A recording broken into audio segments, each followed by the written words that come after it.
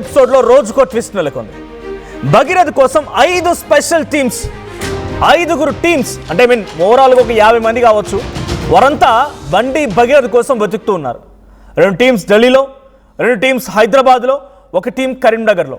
ఇంతమంది ఇంతలా వెతుకుతూ ఉన్నా ఇప్పటి వరకు బండి భగీరథ్ ఆచూకీని కనుగొనలేకపోయారు తెలంగాణ పోలీసులు. తెలంగాణ పోలీసులు అంటే నెంబర్ 1 పోలీసింగ్ అనే రకంగా గతంలో అనేక అవార్డులు వచ్చాయి, అనేక ప్రశంసలు కూడా వచ్చాయి. ఫ్రెండ్లీ పోలీసింగ్లో కూడా తెలంగాణ రాష్ట్రాన్ని ఉదాహరణగా తీసుకున్న రాష్ట్రాలు భారతదేశంలో అనేకంగా ఉన్నాయి. కానీ తెలంగాణ పోలీసులు విఫలమవుతున్నారా, లేదంటే రాజకీయాలు వారిని విఫలం అయ్యేలా చేస్తున్నాయనేది ఇప్పుడు బిగ్గెస్ట్ క్వశ్చన్గా ఉంది. తెలంగాణలో 5 టీములు తిరుగుతున్నాయి, అటు ఢిల్లీలో, హైదరాబాద్లో, కరీంనగర్. అయినా కూడా బండి భగీరథ్ దొరకడం లేదా? ఇంత వెతికిన దొరకడం లేదా? పరారులో ఉంటే దొరికేవాడేమో, ప్రొటెక్షన్లో ఉన్నాడు కాబట్టి దొరకడం లేదనేది పబ్లిక్ వర్షన్. అయితే కరీంనగర్లో భగీరథ్ సెల్ సిగ్నల్ కనిపించిందట. అయితే భగీరథ్ సెల్ సిగ్నల్ ఆధారితంగా ఇప్పుడు కరీంనగర్ కూడా పలువురు పోలీసులు సర్చ్ ఆపరేషన్లు భాగంగా బయలుదేరి అక్కడ కూడా సర్చ్ చేస్తున్నట్టు తెలుస్తోంది. భగీరథ్ను బండి సంజయే పోలీసులకు అప్పగించాలని సీఎం రేవంత్ రెడ్డి కూడా నిన్న ఒక కాన్క్లేవ్లో మాట్లాడుకొచ్చారు. కోర్టు బెయిల్ నిరాకరించడంతో భగీరథ్ని ఏ క్షణమైన అరెస్ట్ చేసే అవకాశం ఉంది.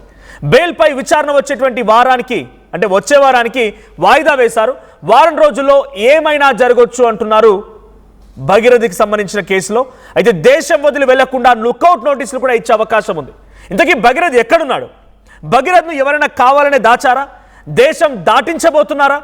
గుండెపోటుతో తన నానమ్మ కూడా ఆసుపత్రిలో ఉన్నా చూడడానికి రాలేదు భగీరథ్, లేదంటే వచ్చే అవకాశం కూడా లేదన్నట్టు తెలుస్తోంది. ఇన్ కేస్ వస్తే మాత్రం అరెస్ట్ తప్పదు, అరెస్ట్ చేస్తారా అనే క్వశ్చన్ కూడా రేజ్ అవుతోంది. సో బండి భగీరథ్ సంబంధించినటువంటి పోక్సో కేసులో 8వ తేదీన కేసు నమోదైతే ఈరోజు ఎగ్జాక్ట్గా 16వ తేదీ, నేను చెప్పే సమయం 11:50. ఆల్మోస్ట్ ఎంత 8 డేస్ అవుతోంది. వారం దాటిపోయింది కదా, 8 to 9 డేస్ అవుతోంది. ఇప్పటి వరకు నో యాక్షన్ ఎట్ ఆల్, ఎటువంటి చర్య లేదు. దానికో డీసీపీ ఎందుకు, 5 టీములు ఎందుకు ఈ టీం అంతా? నిజంగానే హోంశాఖ సహాయ మంత్రి పోలీసులు చట్టాన్ని, న్యాయస్థానాన్ని, రాజ్యాంగాన్ని తూచా తప్పకుండా అమలు చేస్తారని ప్రమాణం చేసినటువంటి వ్యక్తి ఓ సామాన్యమైనటువంటి ఎమ్మెల్యేనో, ఓ కౌన్సిలర్ కొడుకో, ఓ కార్పొరేటర్ కొడుకో, ఓ సర్పంచ్ కొడుకో కాదు కదా. దేశంలోనే అత్యున్నత సెంట్రల్ మినిస్టర్లో ఆయన ఒకరు, కేంద్ర మంత్రులు ఆయన ఒకరు. సో కీలకమైనటువంటి తెలంగాణ రాష్ట్ర బీజేపీ చాలా అత్యంత కీలకమైన నాయకుడు ఆయన కుమారుడు ఆరోపణ ఎదుర్కొంటూ ఉంటే స్వయంగా మీరే తీసుకొచ్చి అప్పగించాలి, ఇది సబబు కాదు బండి సంజయ్ అని చెప్పి ఏకంగా ముఖ్యమంత్రి రేవంత్ రెడ్డి కూడా ఆయనకి ఒక స్వీట్ వార్నింగ్ కమ్ సజెషన్ ఇచ్చారు. ఒకసారి సీఎం ఏం మాట్లాడారో చూద్దాం. ఇమ్మీడియట్గా నోటీస్ ఇచ్చినాం, ఇంటికి గోడ కతికిచ్చినాం, పోలీస్ టీంలను పంపించినాం, ఢిల్లీకి పంపించినాం. మేము అన్ని రకాల ప్రయత్నాలు చేస్తాం. మేము హార్ష్గా బిహేవ్ చేయలేము. నేను హార్ష్గా నన్ను జైల్లో పెట్టిన కేసీఆర్ కుటుంబం పట్ల ఎప్పుడైనా హార్ష్గా వ్యవహరించిన 28 నెలలు అయింది. ఎందుకు అర్జెంటుగా తీసుకొచ్చేసి కోదండం ఎక్కించి కొడతలేరు, సంజయ్ కొడుకును లేరు? ఈ అంటే ఏమంటారు, ఇది ఎట్లా ఆన్సర్ చేయాలి నేను? అది బండి సంజయ్ గారు నైతిక బాధ్యత తీసుకొని కొడుకుని ఎంబడే విచారణకు పంపించాలి. నేను కూడా సూచన చేస్తున్న ప్రజాప్రతినిధిగా ధైర్యంగా ఎదుర్కోవాలి. పారిపోతే పరిష్కారం కాదు కదా. హార్ష్గా బిహేవ్ చేయలేమంటున్నారు ముఖ్యమంత్రి రేవంత్ రెడ్డి. లగచర్ల రైతుల మీద హార్ష్గా బిహేవ్ చేయలేదు, ఇది హార్ష్నెస్ కాదు. విద్యార్థులు గ్రూప్ 1 ఎగ్జామ్ సంబంధించి కొంత ఆలస్యం చేయండి, టైం పొడిగించండి, ఎగ్జామ్ పోస్ట్పోన్ చేయని రోజు, అది హార్ష్నెస్ కాదు. అశోక్ నగర్ నుంచి ట్యాంక్ బండ్ దాకా వారంతా నిరసన వ్యక్తం చేస్తుంటే అది పోలీసులు లాఠీ చార్జ్ చేస్తే ఇది హార్ష్నెస్ కాదు. బండి సంజయ్ కొడుకు మీద అరెస్ట్ చేయమన్నప్పుడే హార్ష్గా బిహేవ్ చేయాలా? ఏమడుగుతున్నారు మీరు? ముఖ్యమంత్రి రేవంత్ రెడ్డి రిప్లై. హార్ష్నెస్ అంటే మరి ఆ రోజు గ్రూప్ 1 విద్యార్థుల మీద హార్ష్నెస్ కాదా? లగచర్ల ఘటన మీద హార్ష్నెస్ కాదా? ఇంకా చాలామంది రకరకాల నిరసనలు, నినాదాలు చేస్తున్నప్పుడు టైంలో హార్ష్నెస్ కాదా? అది హార్ష్నెస్ అనిపించలేదా? బండి సంజయ్ కొడుకును అరెస్ట్ చేయమని, పోక్సో కేసులో చర్యలు తీసుకోమని అక్కడ జర్నలిస్ట్ అడిగిన క్వశ్చన్కి హార్ష్గా బిహేవ్ చేయలేను నేను. కేసీఆర్ నన్ను అరెస్ట్ చేసి, కేసీఆర్ మిమ్మల్ని అరెస్ట్ చేయడం, మీరు పోక్సో కేసులో బండి భగీరథ్ని అరెస్ట్ చేయడం ఒకటే అని మీరు పోల్చుకున్నారా? కేసీఆర్ ఆ రోజు మిమ్మల్ని అరెస్ట్ చేసినటువంటి దానికి పొలిటికల్ ఎజెండానో, నేను మీపై ఉన్న కేసులో ఇంకేదైనా కారణాలు అయి ఉండొచ్చు. మిమ్మల్ని కేసీఆర్ సమయంలో అరెస్ట్ చేయడం, ఇప్పుడు మీరు బండి భగీరథ్ని అరెస్ట్ చేయడం ఒక్కటే అవుతుందా? ఇది పబ్లిక్ నుంచి రేజ్ అవుతున్న క్వశ్చన్.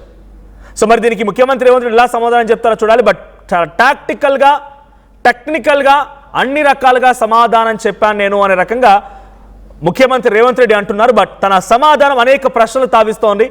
సో నన్ను ఆ రోజు కేసీఆర్ బిహేవ్ చేసినట్టుగా నేను ఇప్పుడు కేసీఆర్ లాగా బండి భగీరథ్ మీద బిహేవ్ చేయలేను అనేది అటు రేవంత్ రెడ్డి చెప్తున్నమాట. At the same time Bandi Sanjay డైరెక్ట్గా నువ్వే తీసుకొచ్చి కోర్టును అప్పగించాలని చెప్తున్నారు.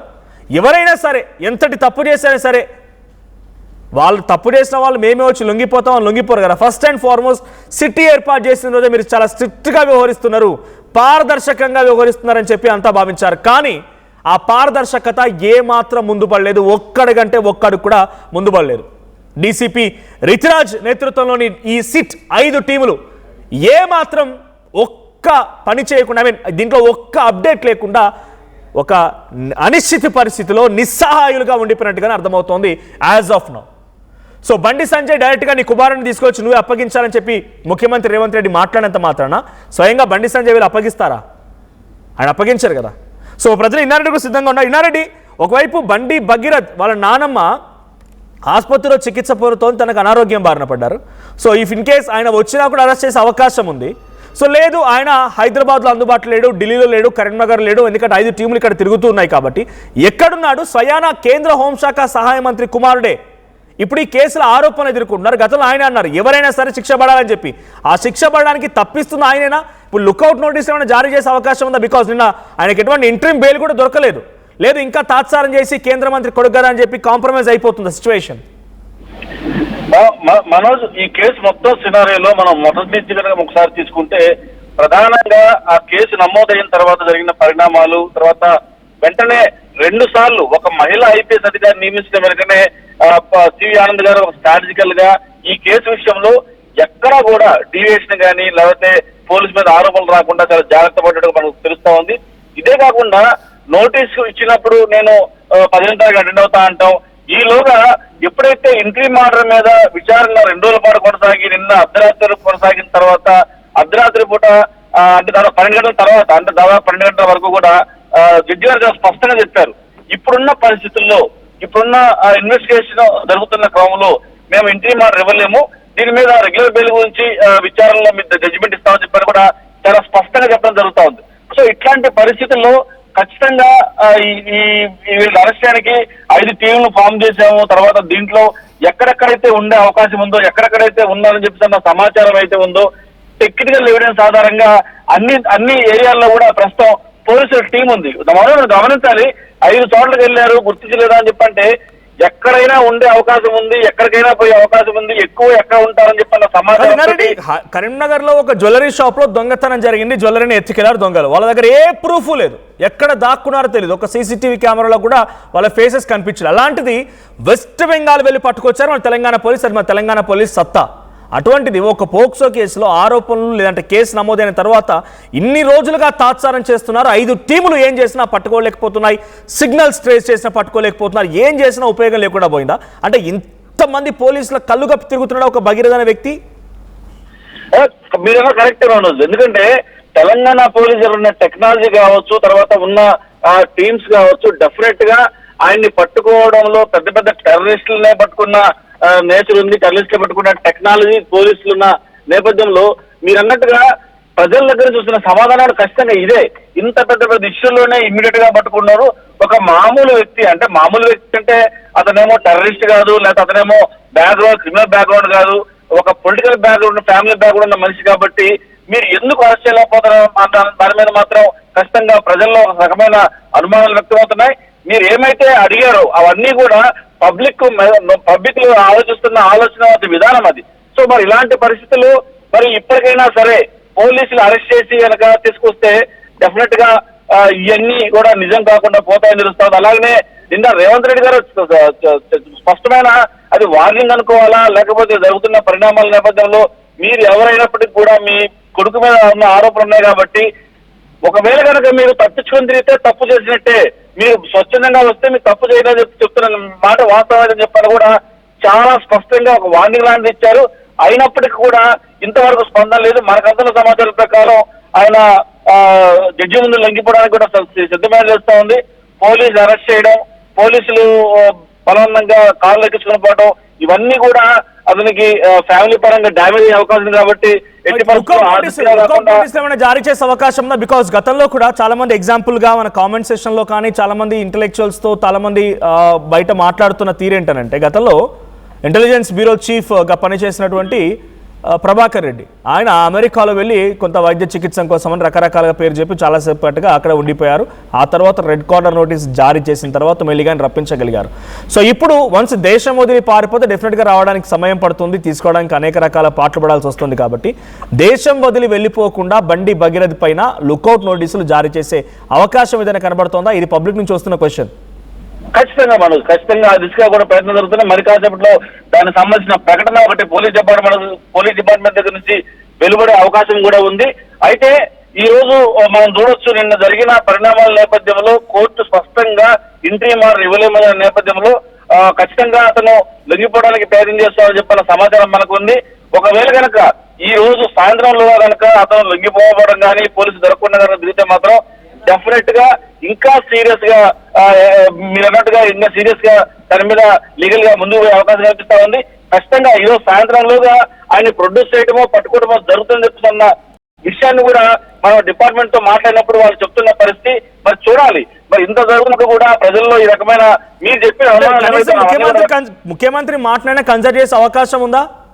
అంటే మీరే స్వయంగా అప్పగించాలి, మేము హార్ష్ గా బిహేవ్ చేయలేమని అంటున్నారు ఆయన కూడా. సో హార్ష్నెస్ ఇప్పుడు గుర్తుకొచ్చినట్టుగా పబ్లిక్ అంతా కామెంట్ చేస్తున్నారు ఆయన పైన. బట్ ఇప్పుడు ఆయన మాటకైనా విలువనిచ్చి స్వయంగా బండి సంజయ్ తన కుమారుని పోలీసులకు అప్పగిస్తారా? ఖచ్చితంగా మనోజ్ మన ఒక విషయం చాలా స్పష్టంగా గమనించాలి. దాన్ని స్వీట్ వార్నింగ్ అనుకోవాలో, ఒక రాజకీయ నాయకుడిగా మీ పరువు పోకుండా ఉండాలంటే మీరు కనుక అప్పగిస్తే మీ పరువు నిలబడుతుందని చెప్పని అంటే ఒక అవకాశం ఇచ్చారు రేవంత్ రెడ్డి గారు అని చెప్పుకోవచ్చు, డెఫినెట్ గా చెప్పుకోవచ్చు. ఎందుకంటే మీరు హార్ష్ గా బిహేవ్ చేయాలనుకున్నప్పుడే మీ కుమారుడు కాబట్టి ఇంకా నిజాలు అంటే ఇప్పుడు ఏదైనా మనోజ్ కోర్టులో అతను పక్కాగా అన్ని ఎవిడెన్స్ దొరికాడు, అతను నిందితుడని చెప్పి తెలిసినప్పుడే మనం అతను ఎక్యూజ్ గా భావించాలి. సో అప్పటి వరకు కూడా సస్పెక్ట్ గా భావిస్తారు. కాబట్టి రేవంత్ రెడ్డి కూడా ఒక రకంగా ఒక చిన్న అవకాశం ఇచ్చాడు. మీరు అవకాశం ఇవ్వడం అంటే మీరు స్వచ్ఛందంగా లొంగిపోవడమో లేకపోతే మీరే తీసుకొచ్చి పోలీసులకు అప్పగించడం చేస్తే మాత్రం మర్యాద నిలబడుతుంది, లేకపోతే తప్పు చేసిన వాళ్ళు అవుతారన్న విషయాన్ని చెప్పగానే చెప్పారు. ఒక అవకాశం ఇచ్చారు. అవకాశాన్ని కనుక వినియోగించకపోతే తప్పని పరిస్థితుల్లో తప్పకుండా ఖచ్చితంగా అరెస్ట్ చేసే అవకాశం ఉంది. కోర్టు వైపు నుంచి కూడా దారులన్నీ మూసుకుపోయాయి, కోర్టులు కూడా ఏం చేయలేకపోతున్నాయి. ఆల్రెడీ నేను ఇంటర్మ్ బెయిల్ కోసం ప్రయత్నం చేస్తే ఇంటర్మ్ బెయిల్ లేదు, మళ్ళీ వెకేషన్ కోర్టు అయ్యేంత వరకు కూడా హియరింగ్ రాదు, వాళ్ళు అప్పీల్గా వెళ్ళడానికి అవకాశం లేదు, సుప్రీంకోర్టు వెళ్ళడానికి అవకాశం లేనే లేదు. సో ఇప్పుడు కోర్టు వైపు నుంచి లీగల్గా అన్ని దారులు మూసుకుపోవడంతో ఇప్పుడు అగ్ని పరీక్ష మొత్తం కూడా రేవంత్ రెడ్డి పనితీరుకి, తెలంగాణ పోలీసుల యొక్క పనితీరుకి అగ్ని పరీక్షగా చూడాలి. సో ఇప్పటి వరకు డీసీపీ ఎక్కడైనా దీని గురించి చర్చించడం కానీ, సీరియస్గా తీసుకోవడం కానీ, మళ్ళీ డీజీపీ సీఎంని కలవడం కానీ ఏదైనా జరిగిందని నా కోర్టు ఆర్డర్ తర్వాత నుంచి కోర్టు డిసిషన్ నుంచి మనకు అందున్న పక్కా సమాచారం మేరకు దీని మీద డీజీపీ గారు ఒక రివ్యూ మీటింగ్ కూడా ఏర్పాటు చేయడం జరిగింది. ఎక్కడ ల్యాబ్స్ ఉంది, తర్వాత ఎక్కడ ఉండే అవకాశం ఉంది, ఎందుకు మనం డిలే అవుతుంది అన్న అన్ని అంశాల మీద కూడా ఒక క్లారిటీ తీసుకున్నట్టు తెలుస్తోంది డిపార్ట్మెంట్ దగ్గర నుంచి. కానీ ఎట్టి పరిస్థితుల్లో నిన్న ఇప్పుడు అంటే మనం ఇప్పటికిప్పుడు అరెస్ట్ చేసి తీసుకొచ్చారని కూడా నిన్న రేవంత్ రెడ్డి గారు నిజంగానే ఒక అవకాశం ఇచ్చారు. నాకు తెలిసి ఈరోజు సాయంత్రం వరకు కూడా వేచి చూసే ధోరణిలో ఉండే అవకాశం అయితే ఉంది. ఒక ఛాన్స్ అయినా పబ్లిక్ గానే ఇచ్చారు రేవంత్ రెడ్డి గారు. దాన్ని కనుక ఉపయోగించుకోకపోతే ఖచ్చితంగా రాష్ట్రీయ బిఎస్ చేయాల్సి వస్తున్న విషయాన్ని కూడా చెప్పని చెప్పారు. కాబట్టి ఆ దిశగా ఏ రకంగా అయితే అతను అరెస్ట్ చేయాలి, తర్వాత ఏ రకంగా ఎక్కడ ఉండే అవకాశం ఉందన్న అన్ని ప్రశ్నల సమాధానంగా ఇప్పటికే కొంత డేటా కూడా సేకరణ జరిగింది. ఆ డేటా ఆధారంగా అతను ఎక్కడ ఉంటాడు, ఎవరితో ఉండే అవకాశం ఉంది, ఎవరు షెల్టర్ ఇస్తున్నారు, ఎవరు హయాంలో అతను దాక్కుని ఉన్నారని చెప్పిన అన్నిటి మీద కూడా పూర్తి స్థాయిలో కొంత సమాచారం అయితే ఉందని తెలుస్తా ఉంది. మనం నాకు తెలిసిన సమాచారం ప్రకారం నిన్న రేవంత్ రెడ్డి గారు ఇచ్చిన స్వీట్ వార్నింగ్ అనుకోవచ్చు. ఆ నేపథ్యంలో ఈ రోజు సాయంత్రం వరకు కూడా కాస్త వేచి చూసే ధోరణి అయితే ఉంటుంది. ఈ రోజు సాయంత్రం లోపల డెఫినెట్ గా వాళ్ళందరూ వాళ్ళే లొంగిపోవడానికి కూడా లొంగిపోవడమో లేకపోతే పోలీస్ స్టేషన్ కూడా సరెండర్ అవడం మీద మాకు ఖచ్చితంగా జరుగుద్ది. జరగకపోతే మాత్రం రేపు జరిగే పరిణామాలు చాలా తీవ్రంగా ఉన్న అవకాశాలు కల్పిస్తా ఉంది Manoj. Right, thank you Nareddy. So మొత్తంగా బండి భగీరథ్ ఇప్పటి వరకు 8 రోజులు కావస్తోంది, వారం దాటిపోయింది, ఇప్పటివరకు ఎక్కడున్నారో కూడా తెలియదు. స్వయంగా తండ్రేమో చట్టం ముందు అందరూ సమానమే, నా కొడుకునే శిక్షించాలని చెప్పి ఆయన కేసు నమోదైనటువంటి ఒక 2 రోజులకి 3 రోజులకి ఆయన ఒక స్టేట్మెంట్ పాస్ చేశారు, బహిరంగంగానే పబ్లిక్లో మాట్లాడుకొచ్చారు. మరి అటువంటి వ్యక్తి తన కుమారుడిని ఎందుకు దాచిపెడుతున్నాడు? బండి సంజయ్ దాచిపెట్టారా? బండి సంజయ్ తన కుమారుడు ఎటువంటి తప్పు చేయలేదు, నిజాయితీగా ఉన్నాడన్నప్పుడు పోలీసులకు దొరకకుండా ఎందుకు దాచిపెట్టారు? సో లేదు, పోలీసులు అలసత్వం వహిస్తున్నారా, కాంప్రమైజ్ అయిపోయారా, పొలిటికల్ ఎజెండాలో పోలీసులు విఫలమవుతున్నారా? తెలంగాణ పోలీసుల బ్రాండ్ మార్క్ ఒక పొలిటికల్ ఎజెండా, పొలిటికల్ కాంప్రమైజ్లో వాళ్ళు విఫలమవుతున్నారనే రకంగా అనుమానాలు వ్యక్తమవుతున్నాయి. సో వారానికి పైబడి కావస్తోంది బండి భగీరథ్ ఎక్కడున్నాడో కూడా తెలియదు. ఈరోజు కూడా ఆయనకు సంబంధించినటువంటి ఫోన్ సిగ్నల్స్ కరీంనగర్లో గుర్తించాము అన్నట్టుగా హుటాహుట్న కరీంనగర్కి పోలీసు బయలుదేరినట్టుగా ఏదో టాక్టిక్ నడుస్తున్నట్టు కనబడుతోంది. కానీ ఆయనపై నిజంగానే చర్యలు తీసుకుని అరెస్ట్ చేస్తారని మాత్రం అనుమానమే. నేటి వరకు కోర్టులో ఇంటర్వ్యూలు వస్తున్న రకంగా ఆశాభావం వ్యక్తం చేసినటువంటి బండి భగీరథ్ ఇప్పటి వరకు కోర్టు కూడా ఏమాత్రం ఆయనకు సహకరించలేదు. కోర్టు కూడా ఆయనకి అనుకూలంగా తీర్పు రాకపోవడంతో ఇంకొక వారం రోజులు మే 21 వరకు మళ్ళీ వెకేషన్ కోర్టు లేదు. ఆ రోజు వరకు ఎటువంటి డిసిషన్స్ ఉండవు కాబట్టి ఈ వారం రోజులు అరెస్ట్ చేయొచ్చు. విత్ ఇన్ ద కంట్రీ ఎక్కడున్నా కూడా పోలీసులు పట్టుకునే అవకాశం ఉంది. కానీ దేశం దాటి వెదిలి వెళ్ళిపోతేనే కొంత ప్రమాదం. మరి అలా వెళ్లకుండా లుకౌట్ నోటీసు కూడా జారీ చేసే అవకాశం కనబడుతోంది. మరి ముఖ్యమంత్రి రేవంత్ రెడ్డి స్వయంగా సంజయ్ మీరు మీ కుమారుని తీసుకొచ్చి అప్పగించండి, ఇది సరైన పద్ధతి కాదు, మీకు చట్టంపై నమ్మకం విలువ ఉండాలి, న్యాయస్థానాన్ని చట్టాన్ని ఎదుర్కోవాలి అని చెప్పినట్టుగా ఆయన ఒక సలహా సూచన కూడా ఇచ్చారు. మరి ఆ సలహా సూచనని ఇటు ముఖ్యమంత్రి రేవంత్ రెడ్డి సలహాని సూచనని బండి సంజయ్ పాటిస్తారా లేదా చూడాలి. లేదనంటే రేవంత్ రెడ్డి ఏమంటున్నారంటే హార్ష్గా బిహేవ్ చేయలేము అని కూడా మాట్లాడుతున్నారు. సో బండి భగీరథ్ని అరెస్ట్ చేయమంటే హార్ష్గా బిహేవ్ చేయడమా, హార్ష్గా బిహేవ్ చేయడం అవుతుందా అని చెప్పి పబ్లిక్ నుంచి కూడా అనేక రకాల విమర్శల్ని ముఖ్యమంత్రి రేవంత్ రెడ్డి ఎదుర్కొంటున్నారు. సో మీకేమనిపించింది? బండి భగీరథ్ పారిపోయాడా, తప్పిస్తున్నారు? తెలంగాణ పోలీసులు విఫలమయ్యారా, లేదు కావాలనే కాంప్రమైజ్లో భాగంగా అంతా సవ్యంగా ఉండడం కోసం సైలెంట్ అయిపోయిందా? సో మీ అభిప్రాయం ఏంటి కామెంట్ చేయండి. ఒకసారి మళ్ళీ ముఖ్యమంత్రి రేవంత్ రెడ్డి ఎటువంటి సలహా సూచన ఇచ్చారో చూద్దాం. సంజయ్ కొడుకును లేరు ఈ అంటే ఏమంటారు, ఇది ఇది ఎట్లా ఆన్సర్ చేయాలి నేను? అది బండి సంజయ్ గారు నైతిక బాధ్యత తీసుకొని కొడుకుని ఎంబడే విచారణకు పంపించాలి. నేను కూడా సూచన చేస్తున్న ప్రజాప్రతినిధి.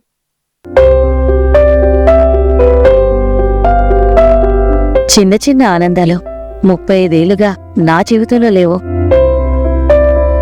35 ఏళ్లుగా నేను డైపర్లలో బ్రతికాను. 6 సెంటీమీటర్ల ఫిస్టులా నా మూత్రాశయంలో లీకు కారణమైంది. ఎవరూ నాకు సహాయం చేయలేకపోయారు. ఏఐఎన్యూలో వైద్యులను కలిసే వరకు అక్కడ వారు రోబోటిక్ శస్త్రచికిత్సతో నాకు పరిష్కారం ఇచ్చారు. వారు నా ఆత్మవిశ్వాసాన్ని కూడా తిరిగిచ్చారు. Precision care makes it possible. The Center for Robotic Surgery at AINU